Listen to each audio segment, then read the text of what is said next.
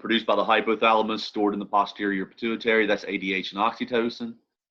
Then you have the 6 hormones produced by the anterior pituitary: TSH, ACTH, prolactin, growth hormone, and then the 2 guys we call gonadotropins. Okay, gonadotropins are, remember, tropin means stimulates.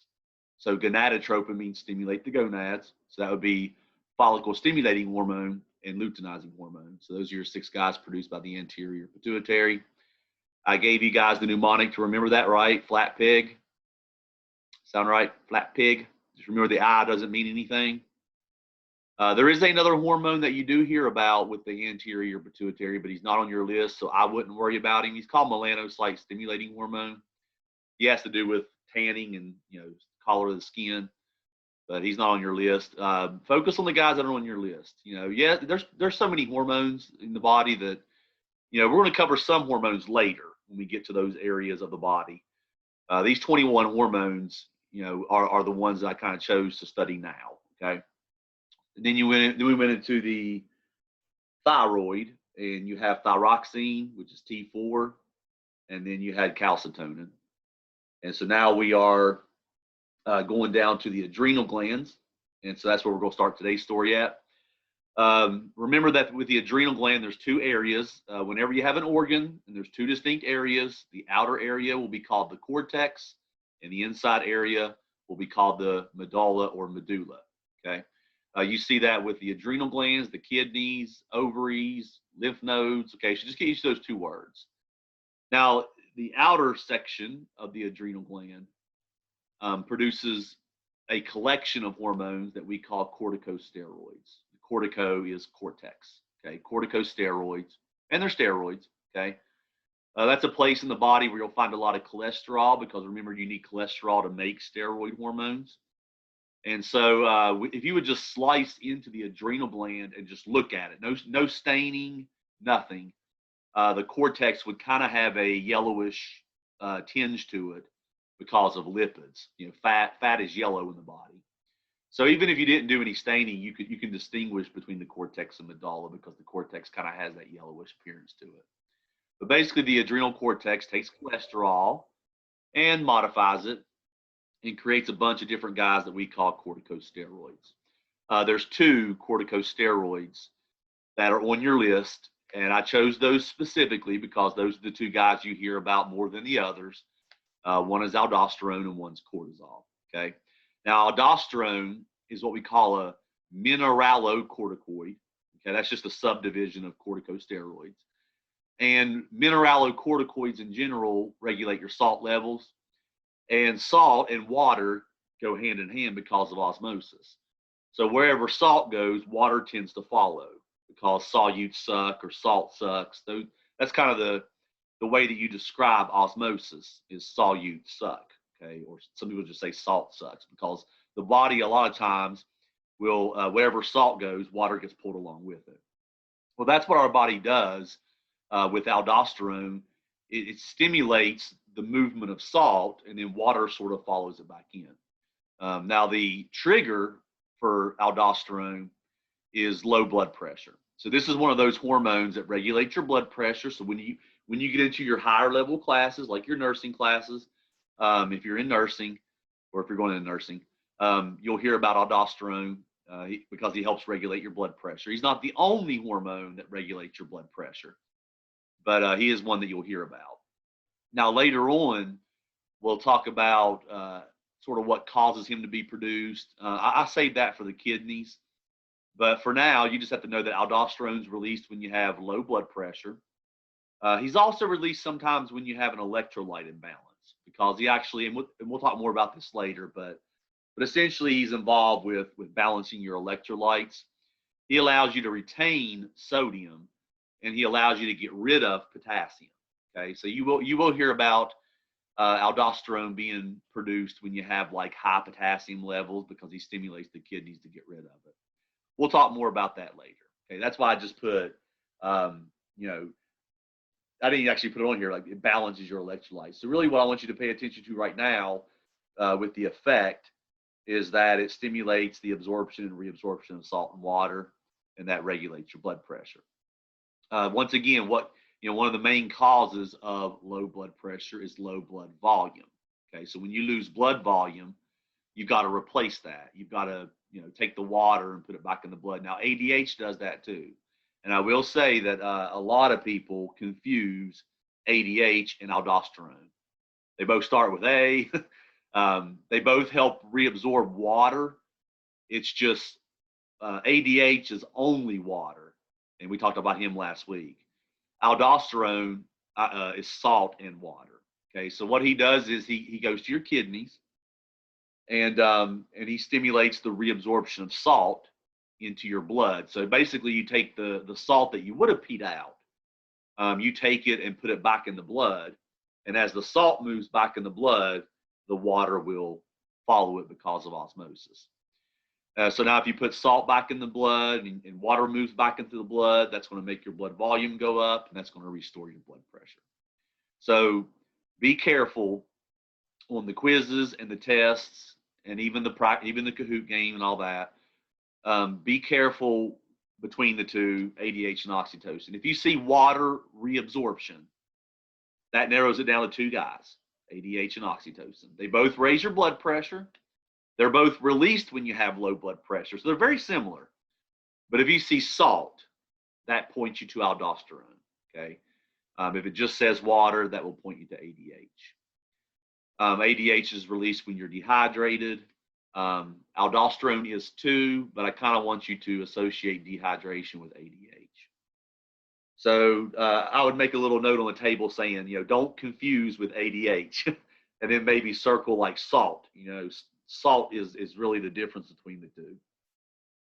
So I can think of two other times this semester that aldosterone comes up again.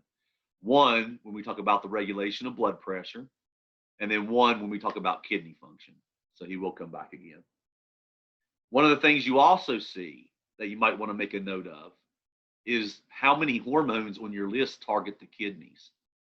And when we get to the kidneys, you'll understand it because the kidneys are a very important organ when it comes to controlling and regulating a lot of the parameters that your body has to keep where it needs to be kept.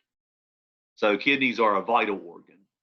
Yes, you can live without one kidney, but you can't live without both kidneys. It's got so many things about you that it helps to influence blood pressure, blood volume, sugar levels, calcium levels, potassium levels, sodium levels. He's got a lot of different jobs to do.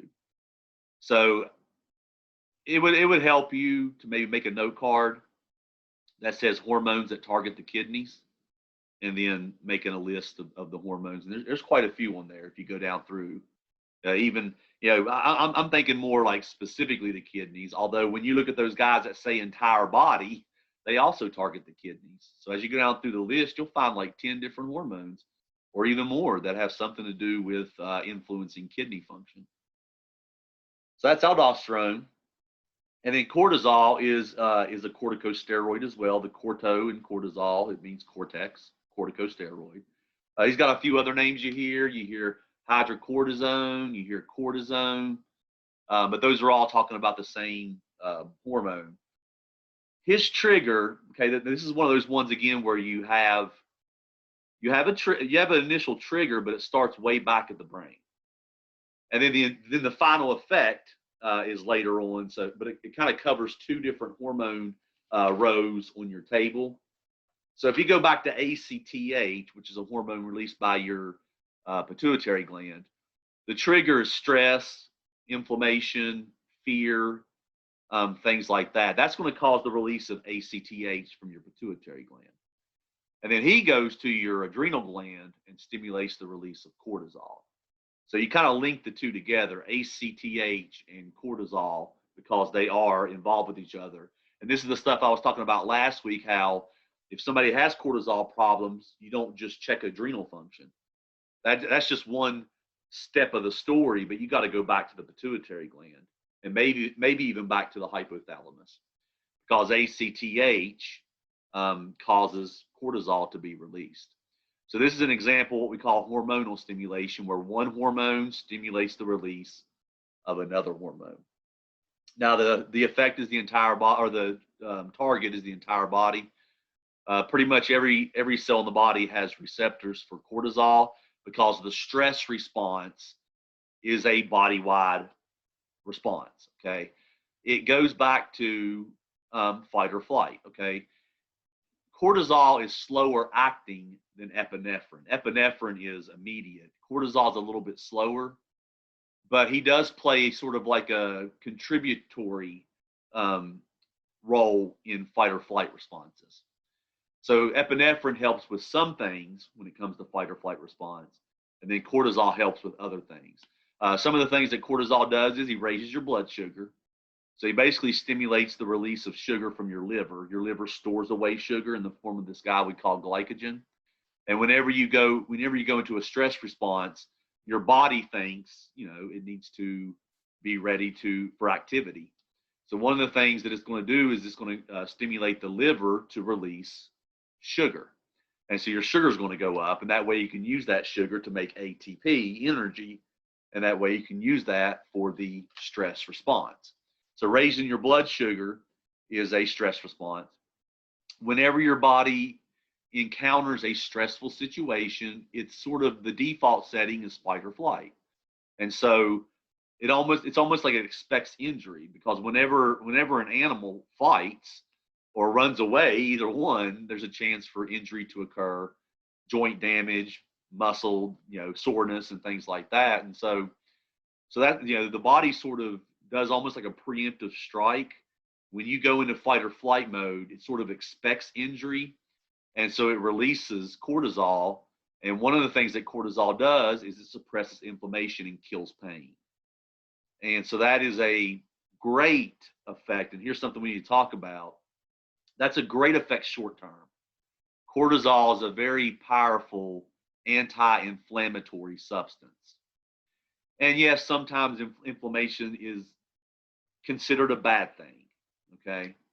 Pain and inflammation is sort of like your body's, it's sort of telling you that something's been injured or something's wrong and it needs to be corrected. We don't like pain.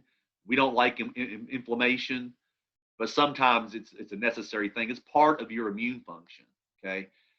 We produce pain and inflammation when there's an injury, and it sort of helps protect the body and helps deliver substances to the point of injury, so that way it heals quicker. Because one of the things you have happening when you have inflammation is you have dilation of blood vessels to that area, and that's why it becomes swollen, because it sort of fills up with fluid, that area does. Basically, you're delivering a bunch of stuff, through the blood. You're delivering it to that area that's injured, so that way it can heal faster. But also delivers endorphins to that area that kills pain. So inflammation and pain is not necessarily a bad thing. We don't like it by any means, but it is part of your body's natural response to not just injury, but also invasion. So when you're invaded by something, a foreign substance, whether it be a splinter in your hand, or you inhale something weird, or if it's an actual bacteria or virus, pain and inflammation is sort of the body's natural response to help attack that particular substance. So it's good short term, but of course, long term chronic pain and things like that can be bad. But also long term cortisol is bad, because the way that it reduces the inflammation is a inflammatory response, or it's an immune response. Pain and inflammation is an immune response. So the way that you kill pain and inflammation, the way that you suppress it, is suppress the immune system. You essentially prevent the immune system from performing the inflammatory response. So essentially what it does is it's your body's natural immunosuppressant. Now, you may have heard of immunosuppressants, like with commercials and things like that. Immunosuppressants are certain drugs that people take that calms down their immune system. So you see people taking it when they have an autoimmune disease, or you see people taking it when they have a transplant, because whenever you do a transplant of an organ from one person to another, you'll give the recipient of the organ immunosuppressants, so that way their immune system won't reject the new organ. Okay. you see these commercials about immunosuppressants, and they're the guys that start out talking to you for about 15 seconds about the beneficial things that medicine does. Then they very quickly spend about a minute talking about all the bad things that drug does. And you'll hear stuff like makes you more susceptible to infections, increases the risk of cancer, could cause death, because what it does is it weakens your immune system. That's the whole point of that drug. That's the whole point of an immunosuppressant, is to weaken your immune system. You use it in situations where your immune system has gone haywire, like an autoimmune disease and things like that. But cortisol is your natural immunosuppressant. Now, it's great short term, reduces inflammation, kills pain. But if you have chronically high levels, if you always have high levels of cortisol, then your immune system is going to stay weak. Does that make sense? I mean, you want to weaken the immune system to kill inflammation and to kill pain. But then once the situation's over, once the organ or once the body part's repaired itself, or once the injury's over, then you want to eventually return back to a healthy, strong immune system. But when you have high levels of cortisol, it's like your immune system is perpetually weakened. And then some things, if your immune system's weakened, then some things that you would normally fight off are able to take over, so to speak. And so, we can't help the fact, and if you're a germaphobe, I'm sorry, but we live in a germ-filled environment, and we are constantly bombarded by bacteria and viruses. And most of it, a lot of them are harmless, but some of them can cause problems when somebody has a weak immune system. And what you'll hear these guys called, and we'll talk about it a little bit more later, but what you hear these guys called are opportunistic diseases. An opportunistic disease is a disease that a healthy person can usually fight off. But when somebody has a weak immune system, that's when they rear their ugly head, okay? So you hear about opportunistic diseases in elderly people, because their immune system's not as strong. So they die from things like pneumonia a lot. That a typical young healthy person, we might get sick, but we eventually fight it off. People with disorders that compromise their immune system, like HIV, virus, AIDS. People don't die from AIDS; they die from infection typically. Because they can't fight off an infection as well as a person who has a strong immune system does. Well, cortisol keeps you in that weakened state. So it keeps you, your immune system is basically deficient, and then these opportunistic diseases will show up and will make you sick, when if you had a strong immune system, you would be able to fight it off, usually no problem whatsoever. So a lot of times what you see is when somebody has elevated cortisol for a long period of time, is it makes them more susceptible to infections. So they'll get colds more frequently. They'll get other, flu more frequently. They'll get, all these different disorders more frequently, because their immune system is staying in this depressed state because of high levels of cortisol. So you see that with Cushing's syndrome, but you also see it with people who stress a lot. And this is that old adage, that old saying, that stress can make you sick. So when you hear somebody say that stress can make you sick, that's cortisol. Okay, you now know, you think in your head, well, that's cortisol weakening your immune system. Because the stress response is supposed to be temporary. Fight or flight is supposed to be temporary. You deal with the situation, and then you go back into rest and digest mode. But if you're always in fight or flight, and sometimes we do that just with our mind. The mind is a wonderful thing, but it can also be a terrible thing. I always tell my students and stuff, my mind is my greatest asset, but it's also my biggest enemy. And a lot of you guys probably feel the same way. It's a great asset, but when you think about stuff and you worry about things that you can't do anything about, it's like the serenity prayer. It's like, grant me the accept the things I cannot change. And that's, a lot of us worry about stuff that we can't really do anything about. And we worry about other people and things like that. You can't do anything about them. They're other, you can't control them. You just gotta, worry about you, so to speak. And I think a lot of us fret about things that we don't really need to. And so we stay in this sort of heightened stress state, and we just keep pumping out the cortisol. It's not just physical stress, it's mental stress, especially with us. With animals, they don't have a lot of mental stress. Your dog don't sit in the yard going, I got to pay bills next week. I got a test coming up. you know, stuff like that. We do. We think about the future. And once again, that's a good thing and a bad thing. Because when you think about the future, you start anticipating problems and things like that. Or we think about the past. Your dog don't care that much about what happened yesterday. You know, you don't think about that one dog that I ran into yesterday. He really pissed me off. You know what I mean? But we do. We hold grudges for 15, 20 years that it doesn't really matter anymore. You know, it's just stuff like that, that mental stress, our wonderful ability to look into the future, look into the past, think about things outside the box.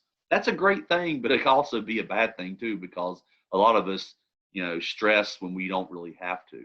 So when you stress a lot and you keep those high levels of cortisol, it keeps your immune system in its weakened state. Now, here's another interesting thing. We talk about this a little bit later too. I read a book one time, and this is kind of scary, okay? What is cancer? Cancer is cell division gone out of control. It's mitosis gone out of control. So a cell starts to divide, and it's supposed to divide enough times to replace lost or damaged cells, or to grow to a certain point. But there's got to be a point where a cell stops dividing. So, you know, it'll divide, and then it's supposed to receive a signal from the body to stop. Okay. But whenever cancer happens, it essentially starts dividing, and it doesn't get the message to stop, and it just keeps on going, and the cell divides and divides and divides. And then eventually you have a ball of cells called a tumor. It evades nearby tissues. It may spread to other parts of the body, yada, yada, yada. And that's a problem, okay?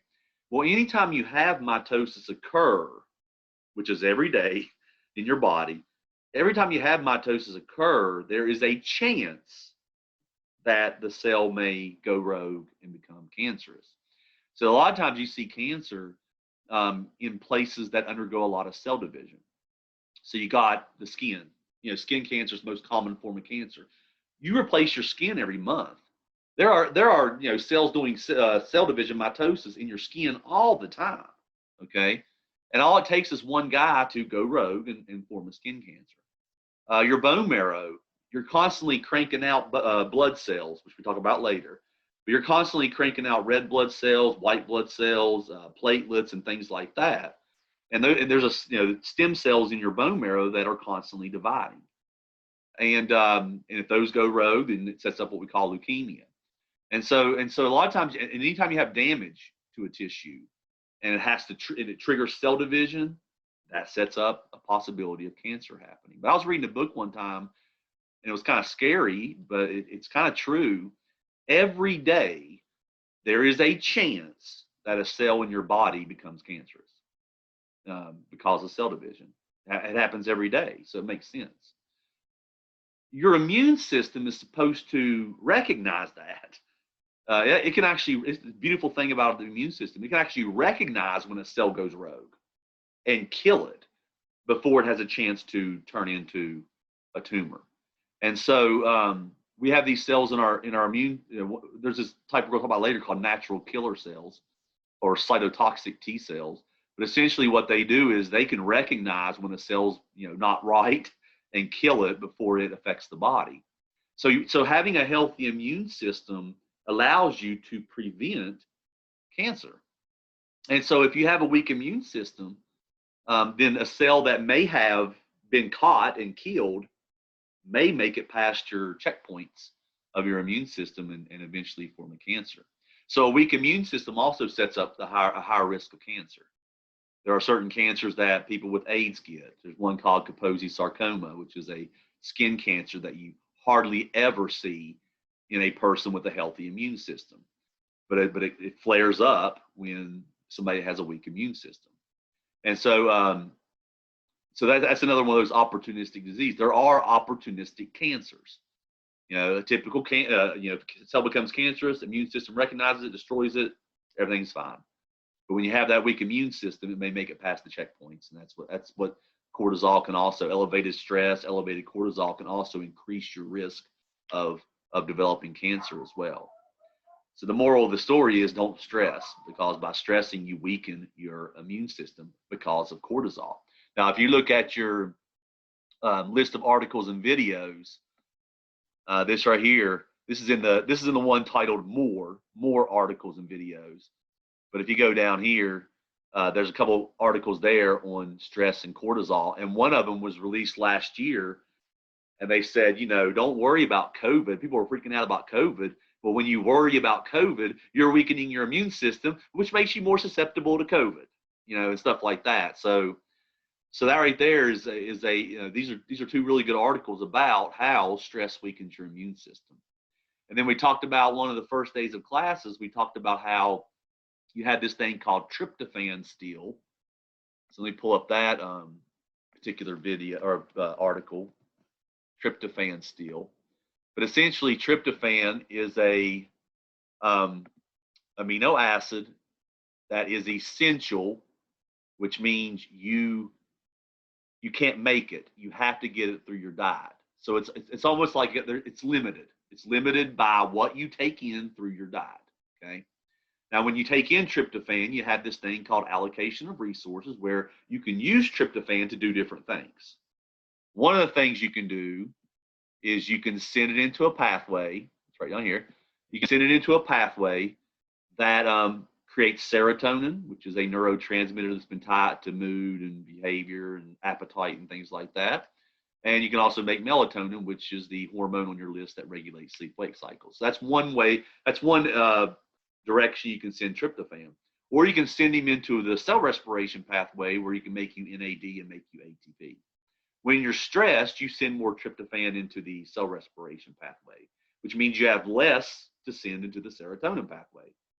And so over time, if you keep sending tryptophan one way, then the other way doesn't get the tryptophan it needs to make what it needs to make. And what happens is your serotonin levels will drop as you have high levels of cortisol, because cortisol causes tryptophan to shift into the cell respiration pathway.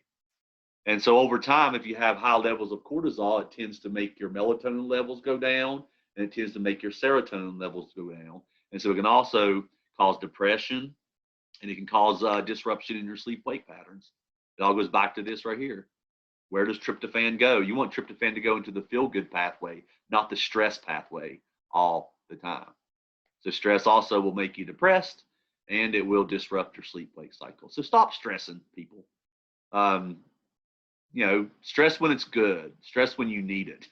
You're getting ready to play a basketball game, yeah, get hyped up. Listen to some, you know, hype up music and get fired up, because it'll help kill the pain and the injury if you happen to get it, and soreness and all that good stuff.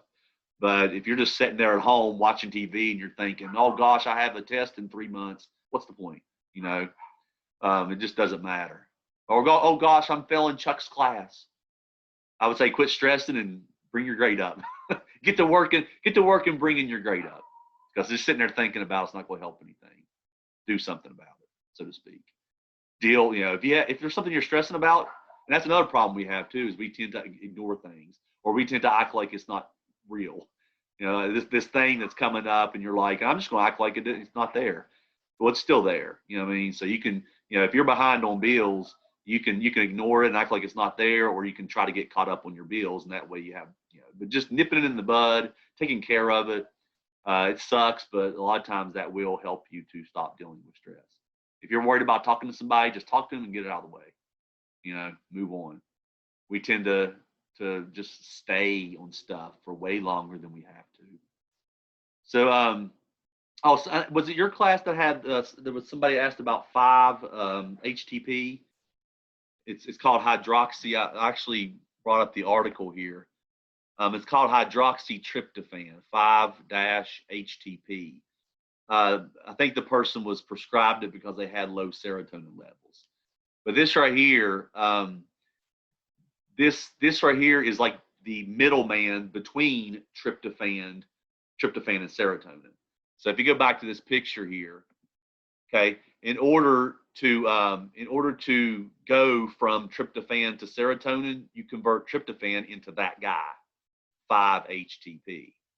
So essentially, when the doctor prescribes you that HTP, he's basically giving you here what you need, okay?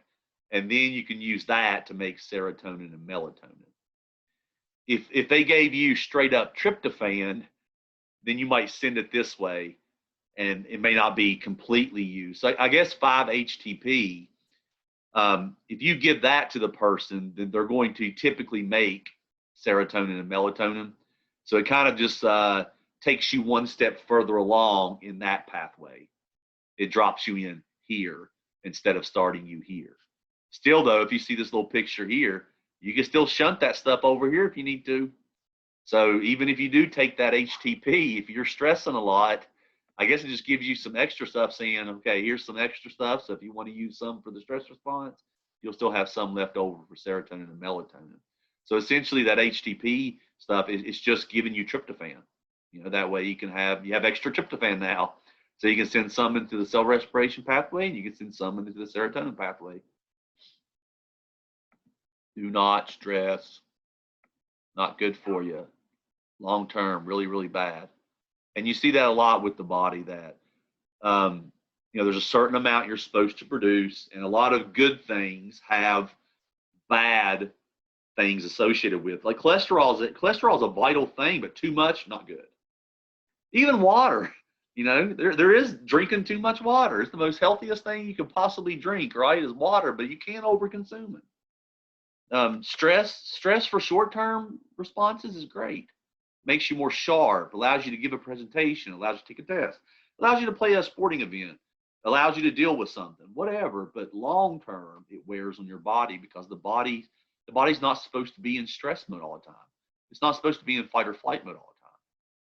We put ourselves there sometimes almost voluntarily. We just fly off the handle, or we overreact to things, or we just dwell on things way more than we're supposed to. The word worry.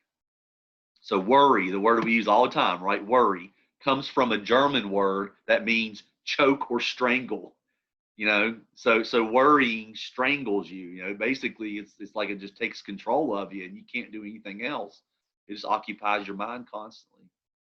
Got to figure out a way to deal with that. The next guy on your list, also an adrenal gland hormone. It's also pretty powerful. Actually, it's very powerful, epinephrine, also called adrenaline.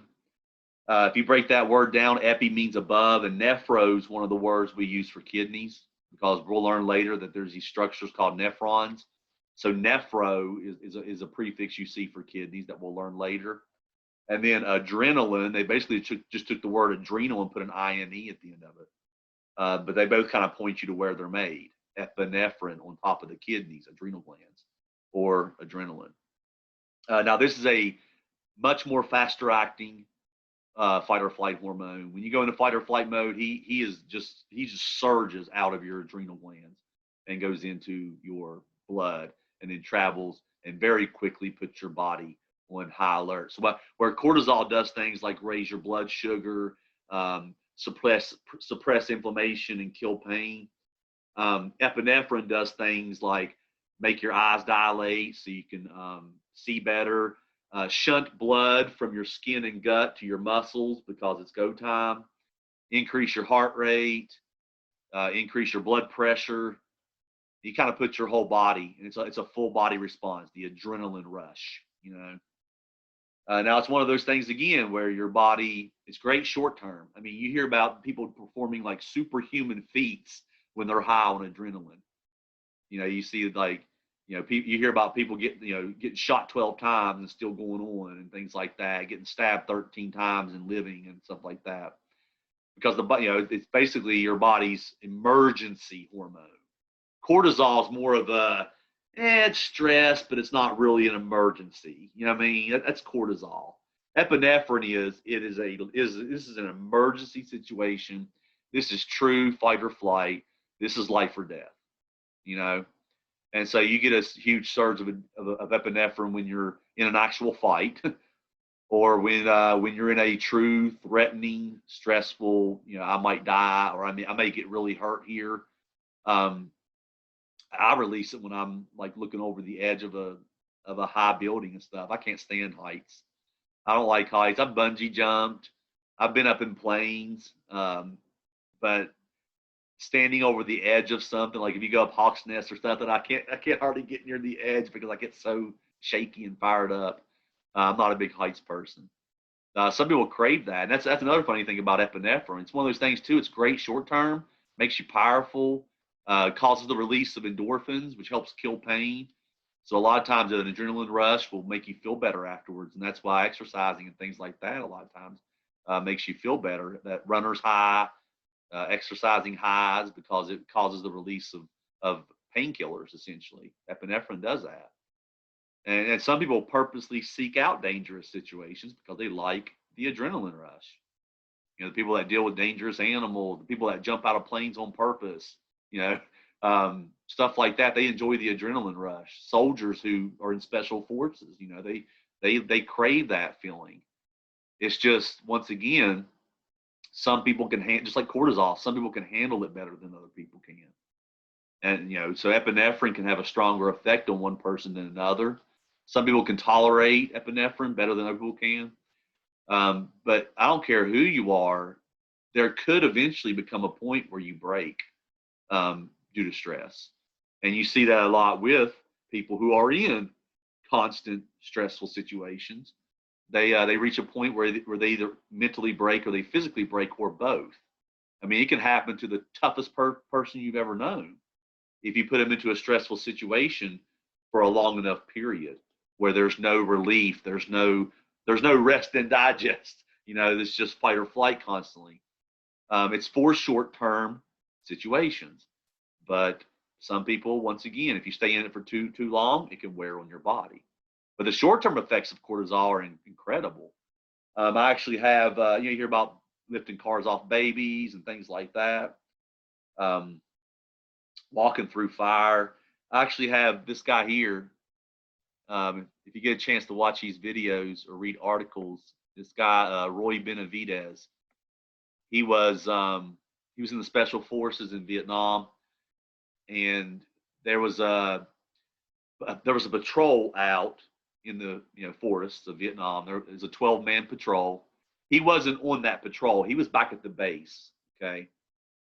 He the 12 men who were on the patrol got ambushed by a couple hundred Vietnamese. So it was like 12 against 200 or so. He hears their call back to the base saying, "Hey, we're under attack," and there's a ton of enemy soldiers. He got on the helicopter so fast to go to him. He jumped on the next helicopter going out, and he didn't even grab a gun. He grabbed a knife. So the only thing he had with him was like this big Bowie knife. Jumps off the helicopter, saves all 12 guys. Well, some of them died, but anyways, he saved every man that was still living. He destroyed sensitive documents so the Vietnamese couldn't get it. He suffered over 30 different wounds. He was stabbed with a bayonet. He was shot. He was hit with shrapnel. He had a broken jaw, all that stuff. He had like over 30 different wounds when they counted them all at the end. But he got everybody back on board, like no man left behind kind of deal. Killed a bunch of enemy soldiers. And they thought he was dead. When he was riding back to the base on the helicopter, his intestines were hanging out. They thought he was dead. They put him on a gurney, put him in a body bag. They thought he was dead. Was getting ready to zip him up, and he started to mumble. And then when the doctor got up close to him, he couldn't talk because of his injuries, and so he spit blood at the doctor's face. And that's how he knew he was alive. So he just spit blood on the doctor, and that was just this is like the craziest story ever. He won the Medal of Honor. He's got documentaries about him. He died not too long ago, but he was like Rambo. He was like your one-man Rambo crew. Went in, saved all of his buddies, suffered crazy amounts of wounds, kept getting up, passed out like 3 times on the battlefield, woke up, kept going. It's a pretty amazing story. So if you get a chance, watch the videos about him. He's a legend.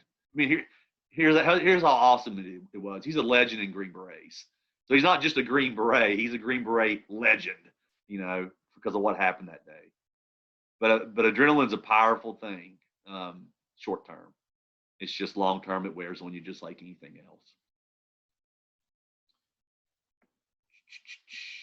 Let's see. Everybody cool with our adrenal glands? You got aldosterone, you got cortisol, and you have epinephrine. Next two guys, and you may have, I can think of some times when I was so fired up on adrenaline that I did some things that I never thought I would be able to do, kind of deal. You know, just it's pretty powerful stuff. I always say, Rick James said cocaine's a hell of a drug. It's like, no, epinephrine's a hell of a drug. I mean, how many times do you use epinephrine to bring people back from the brink of death? It's in the crash cart that you use on people and stuff. The next two are pancreas. Remember, the pancreas is mostly digestion, but it does produce hormones that regulate your blood sugar. Glucagon and insulin. Everybody's heard of insulin. Not many people think about glucagon, but he does the opposite of insulin. If I'm not mistaken, that is your first. That completes the first set of antagonistic hormones, okay, on your list.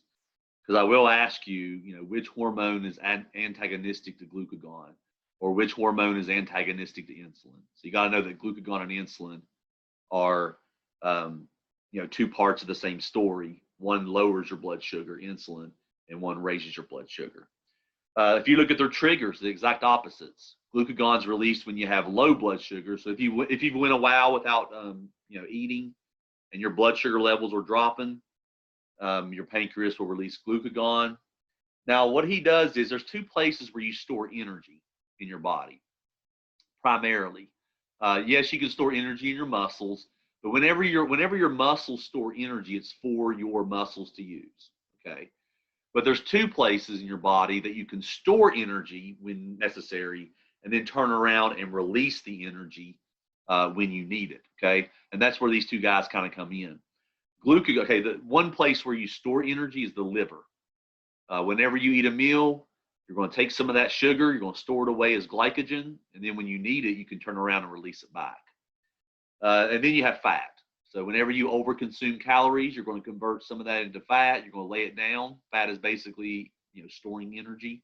And then when your body needs energy, it can break down the fat and release the energy back into your body. So right now, our problem is that we have low energy levels, low blood sugar. So glucagon goes to the liver, tells them to release sugar, goes to the fat and stimulates the breakdown of fat. So that sugar goes into the blood, the fat goes into the blood, and that raises your energy levels back to normal.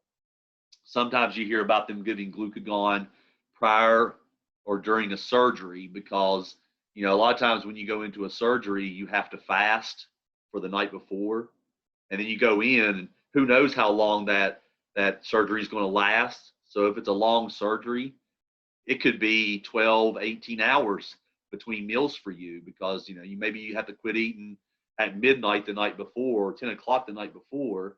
Then you go in at 6 or 7 in the morning to the hospital. They prep you. They do the surgery. Then you got to recover. And so who knows when your next meal is going to be, when you feel either awake enough or good enough to eat. And so a lot of times they'll give you glucagon to help keep your sugar where it needs to be.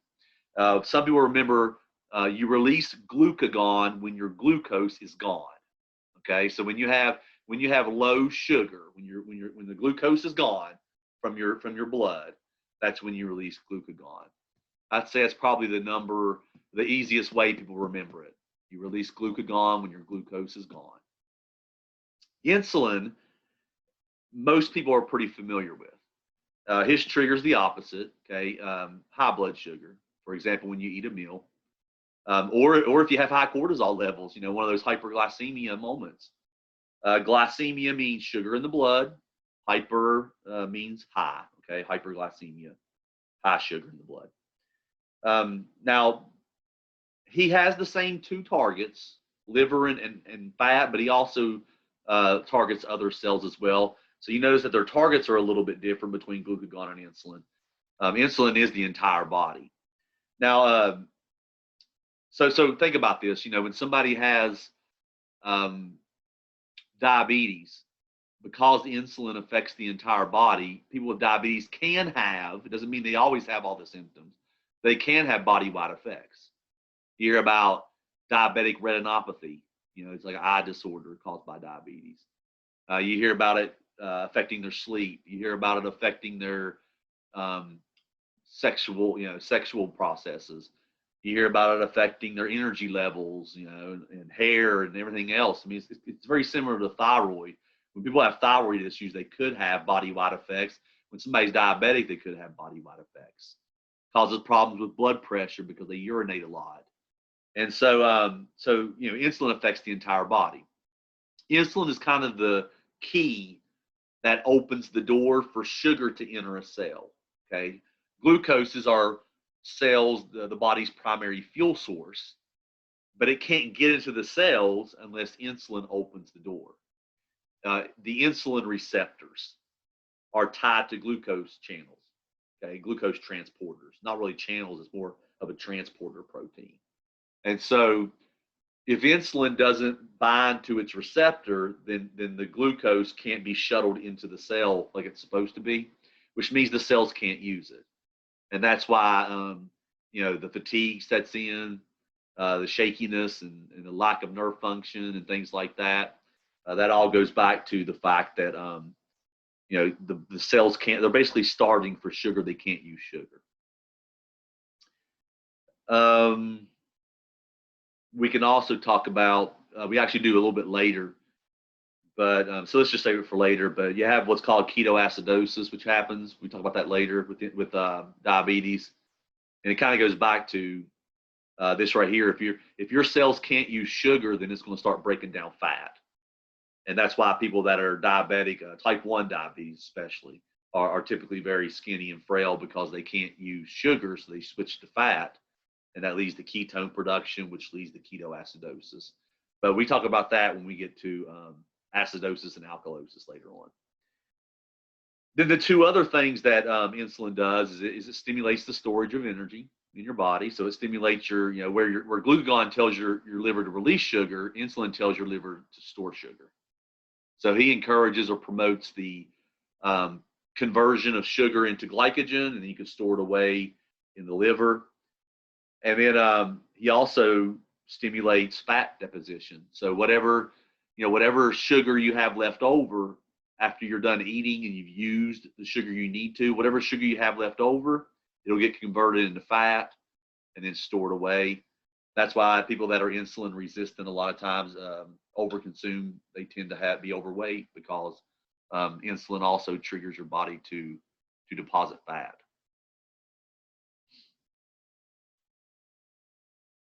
It's all about making sure your sugar energy levels stay where they need to stay.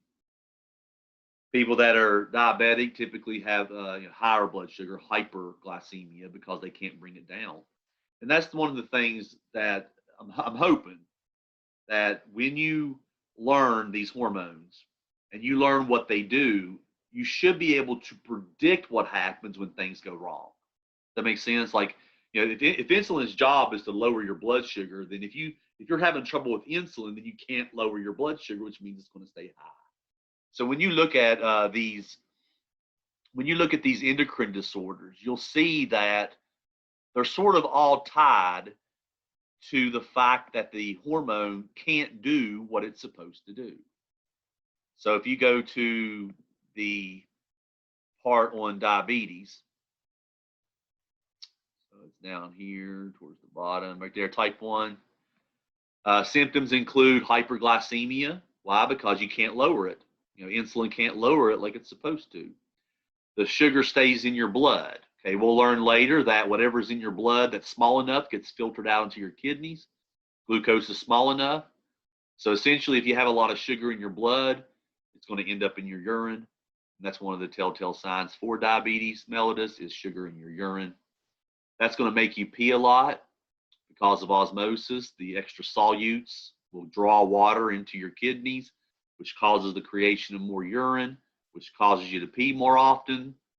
The more peeing you do, the more dehydrated you become, which causes low blood volume, low blood pressure. So if you look at these first few here, it's kind of like a chain reaction where high sugar will end up in your urine, which makes you pee a lot, which makes you dehydrated, which causes your low blood volume, causes your low blood pressure, and causes you to be very thirsty. All those tie back into hyperglycemia.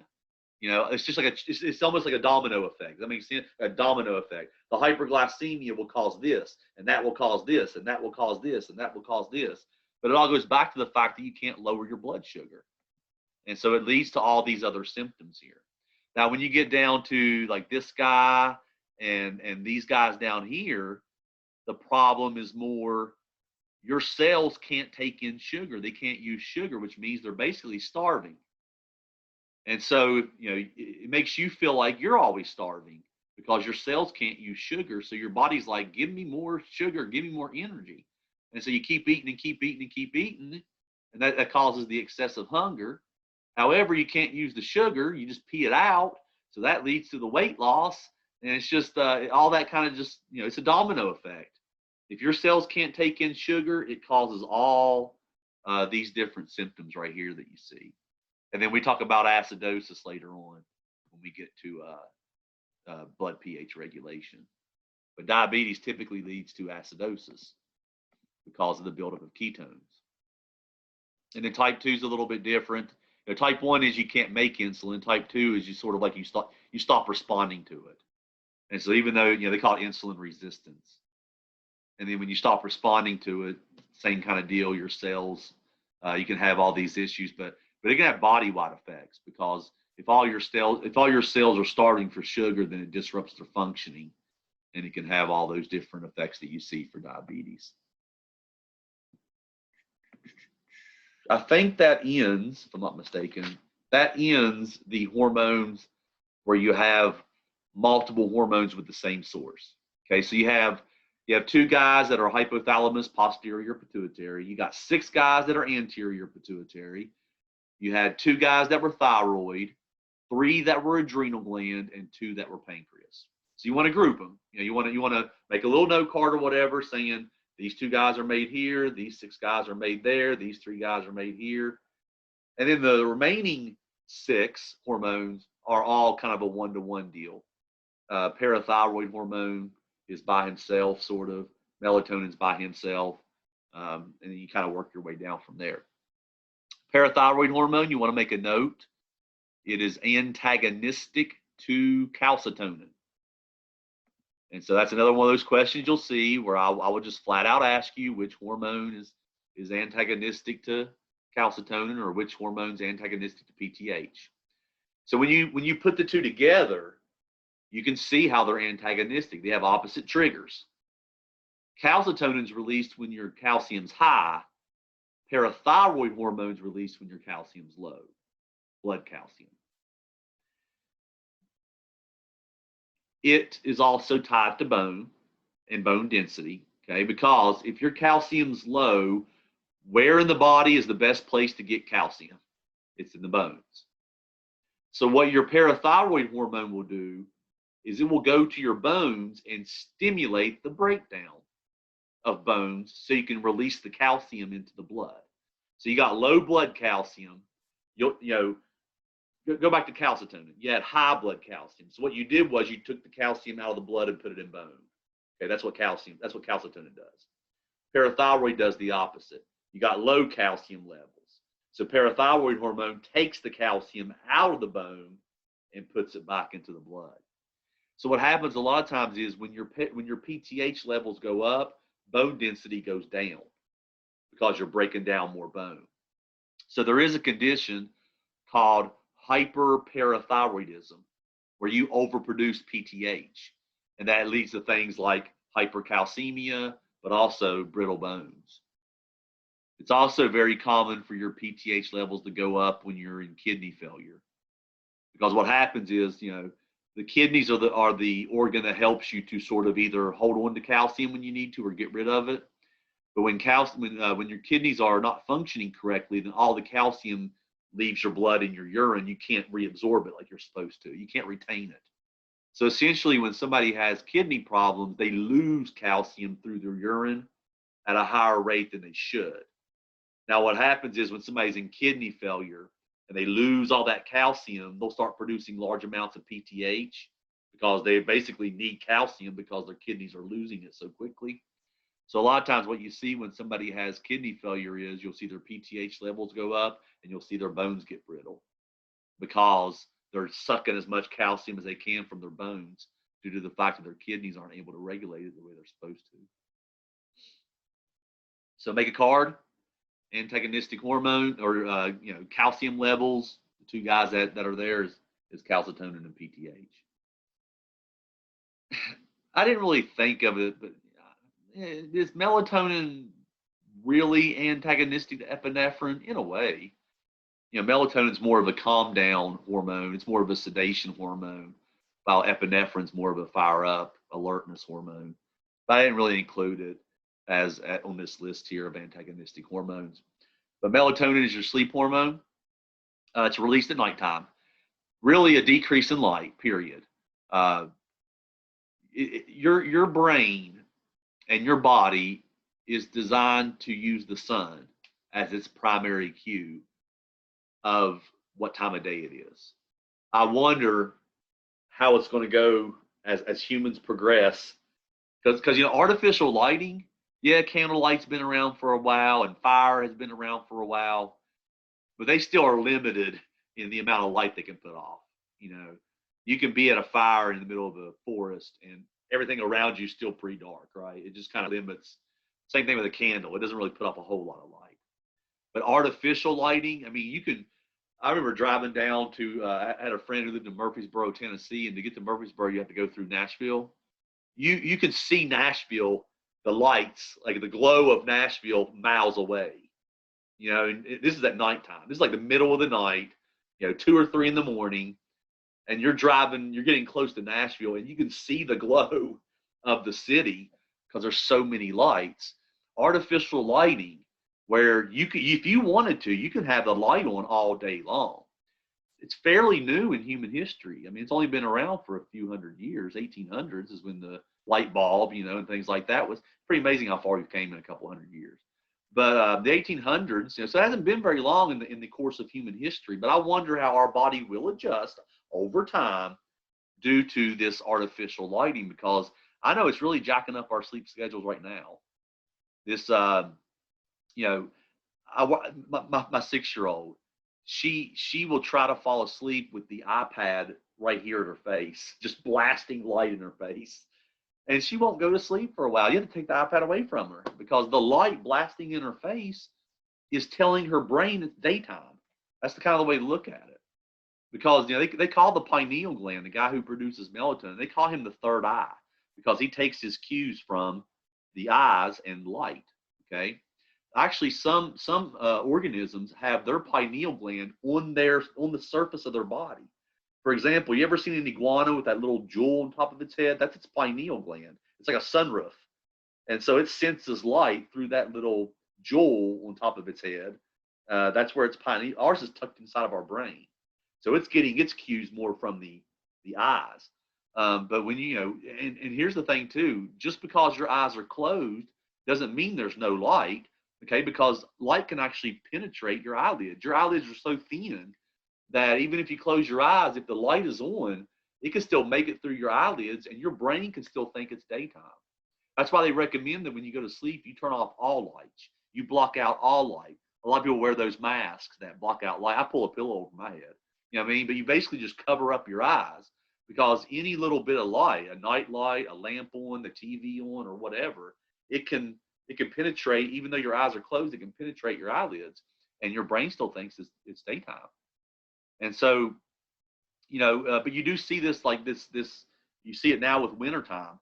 The sun does go down. The sun still has an effect, even though we have artificial lighting. The sun still has an effect, but your body functions a little bit different in the summertime than it does in the wintertime because the days are different. The days are longer in the summer and the days are shorter. A lot of times when you go into winter, your body still thinks it's summertime, so to speak.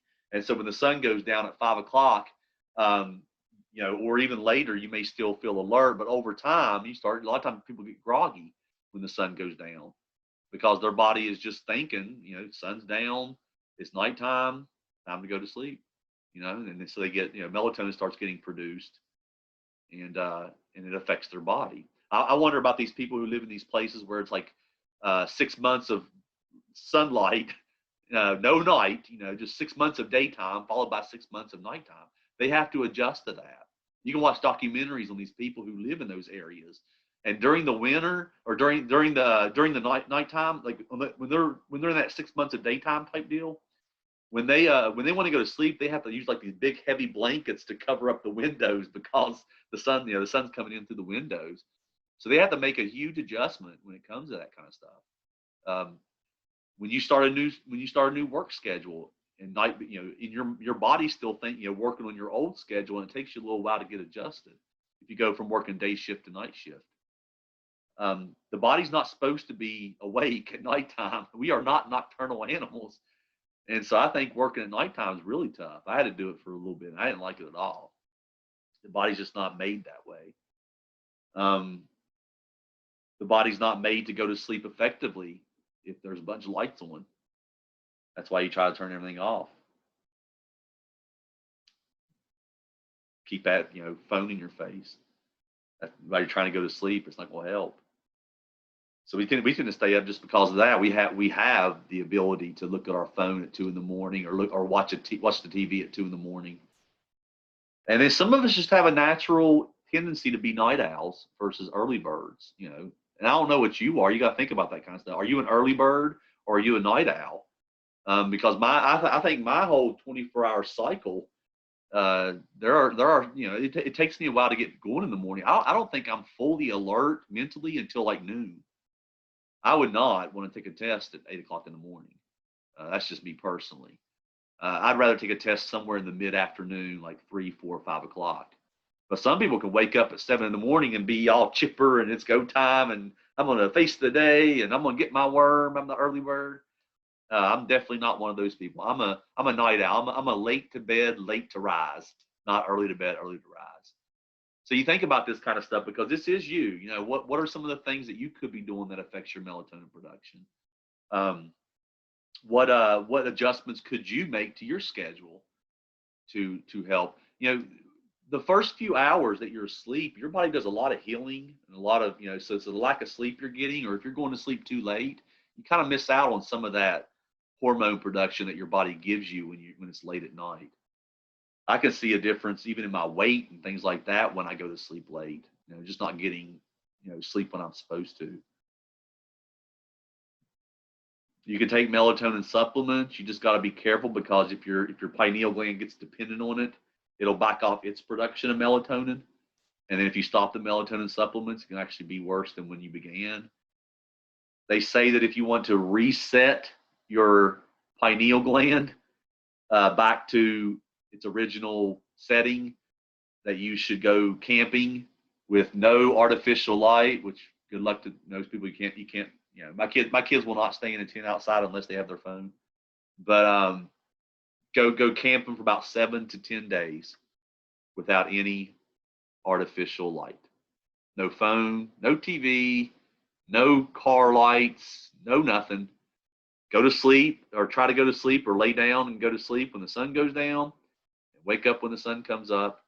And over the course of about 10 to 14 days, your body will kind of reset itself. But it takes a while. Then you have jet lag, which messes up people's ability to sense what time of day it is. All that ties into melatonin production. You have a condition called non-24 syndrome, which is seen a lot in blind people. Because they don't receive light through their eyes, it really messes with their brain's ability to control their sleep-wake cycles. So they have what's called non-24 syndrome. Circadian rhythm, on the effects. Circadian rhythm is just a cyclical thing that organisms do. A biorhythm, so to speak. Birds fly south in the winter, come back in the spring kind of deal. Our body is primarily set to a 24-hour cycle, although women do have a monthly cycle for reproductive purposes. But that's what a circadian rhythm is. It's just basically a cyclical activity that an organism does. Vitamin D is also with sunlight, but it's a little bit different. Where melatonin, it's the decrease in sunlight that produces melatonin. For vitamin D, it's the exposure to sunlight. And so he's going to be more active in the daytime, and especially if you're getting exposure to sunlight on your skin. And they usually say, yes, we have vitamin D supplements now. We have vitamin D enriched foods and things like that. They say if you want your body's natural vitamin D vitamin D production, you need to get about 30 minutes to an hour of direct sunlight on 80% of your skin. So yes, you would have to, go skimpy on the clothing, wear a bikini, or have your shirt off or whatever. But if sunlight, direct sunlight, can hit your skin, about 80% of your skin for a good half hour to an hour, that's usually enough to get your vitamin D production for the day.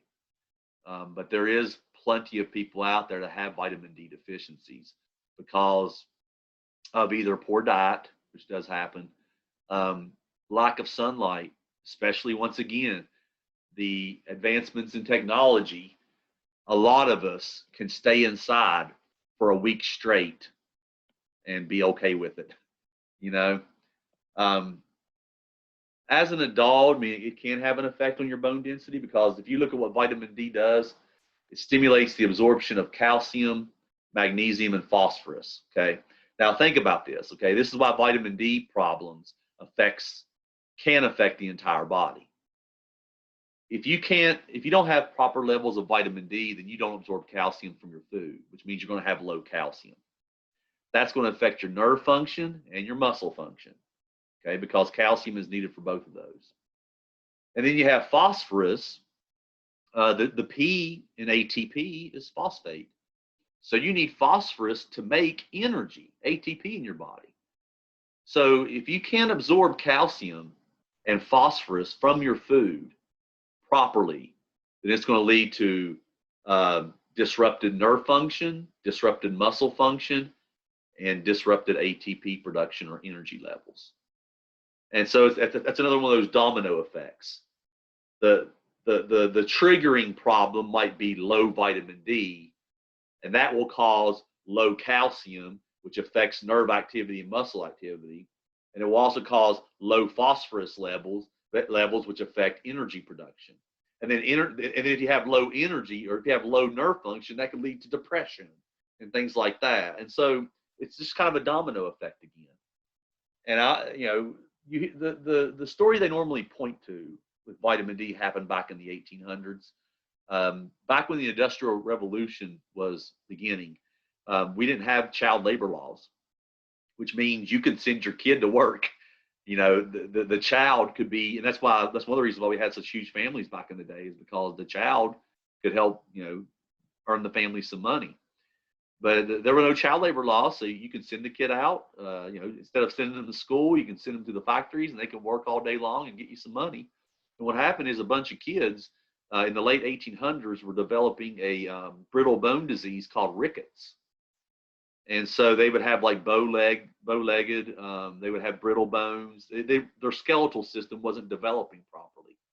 And the reason why is because they weren't getting sunlight. They were working inside all day. And the coal mines and things like that, and so they weren't getting any sun, and they wasn't producing vitamin D, which means they weren't getting their calcium, they weren't getting their phosphorus, and it caused some health problems in a large number of kids back in the late 1800s. And once they realized that was one of the things that eventually led to child labor laws, where you can't work a kid, earlier than a certain age, right? You can't have an 8-year-old kid working for you. And then also, even if you are at a certain age, if you're actively growing, they still have to limit the amount of hours you can work, because you have to get some sunlight. And I wonder about kids nowadays. They don't want to go outside. In fact, kids are very happy just being in the room with the lights off, with either their TV on or their phone, playing Xbox, watching TikTok, whatever. And they don't ever want to go outside. It could be the nicest day ever outside, and like, hey, let's go outside. I don't want to. I want to sit here and watch YouTube for 10 hours. But, I wonder how that is affecting. And actually, you look up some of the issues that kids are having nowadays, health issues, because they're just not active and they're not getting outside. Get outside. Human beings are supposed to be out in nature, interacting with nature a little bit. And so I think a lot of that has to do, the video games and the phone and stuff like that. But I wonder if there's any articles out there on like vitamin D levels in children nowadays.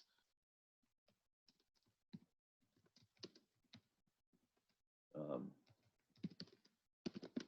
is one of the cool things about Google, right?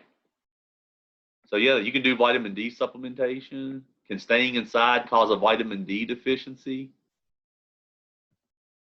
Religious body coverings, staying indoors for majority of the daytime, especially children, women, and elderly, lack of open spaces and direct access to sunlight have resulted in a high prevalence of vitamin D deficiencies.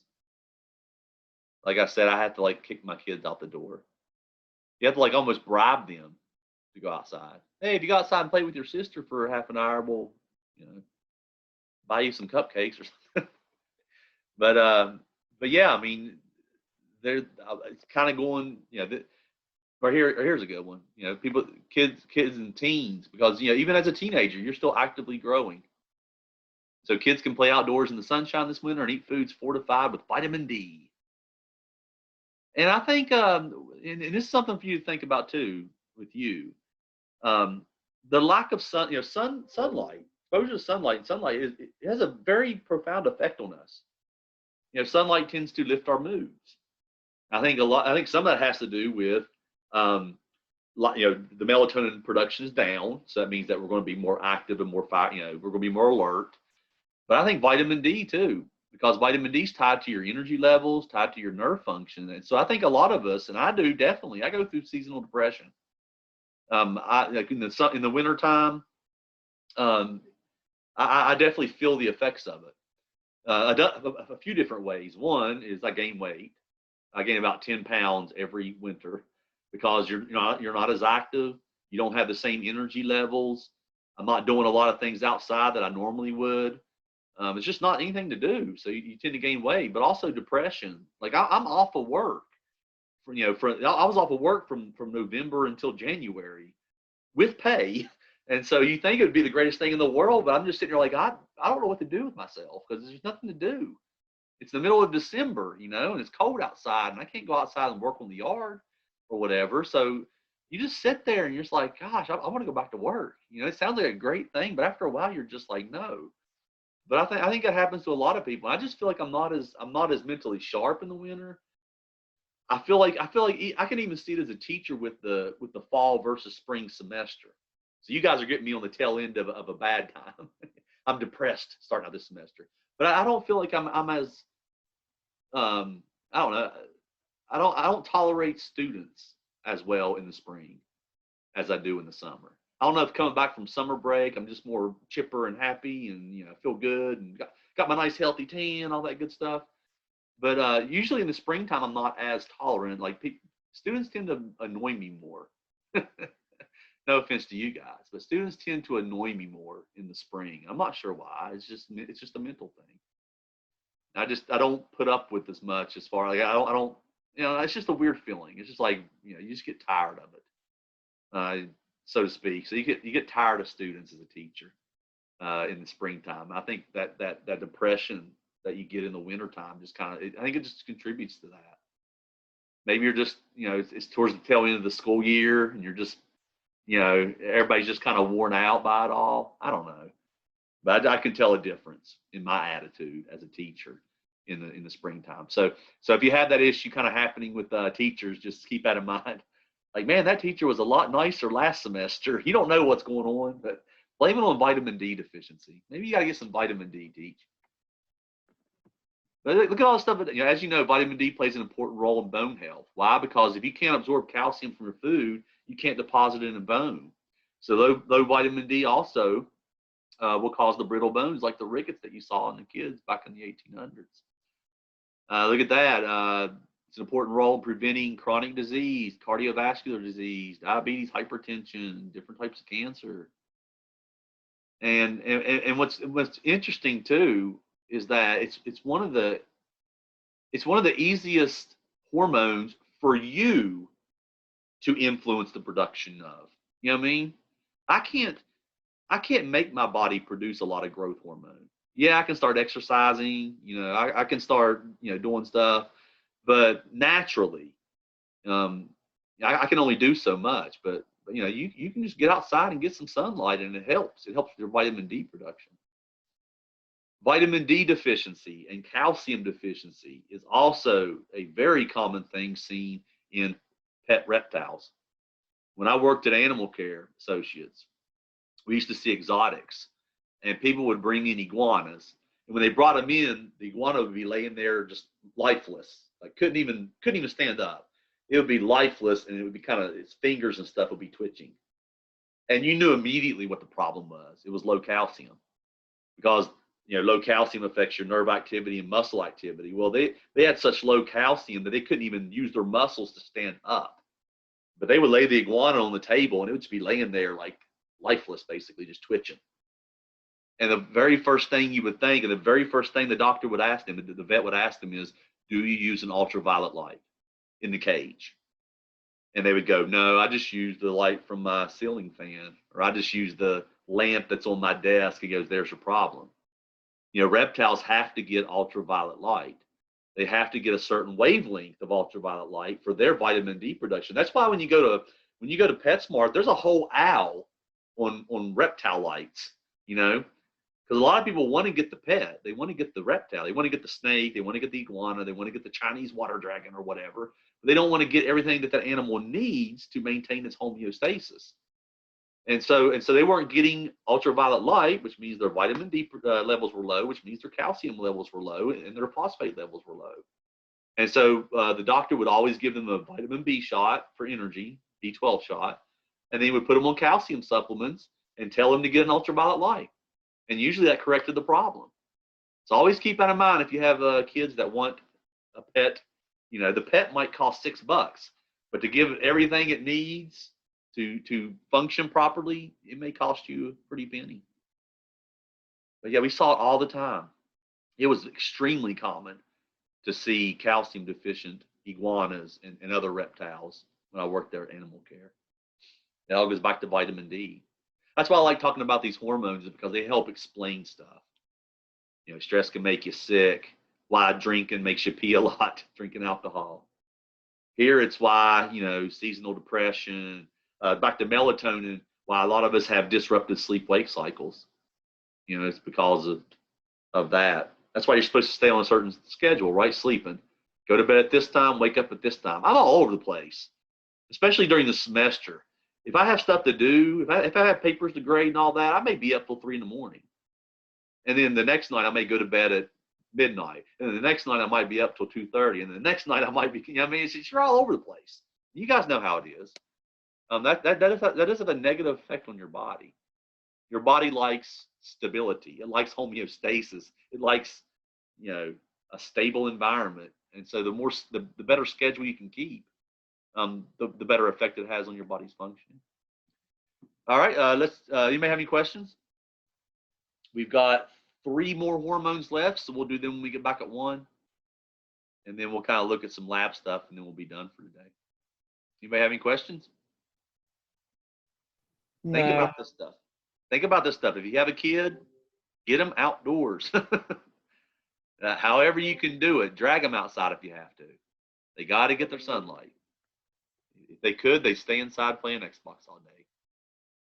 I've had enough kids to realize that. All right. If you have something to talk to me about, just hang on the line. Otherwise, you're good until 1 o'clock.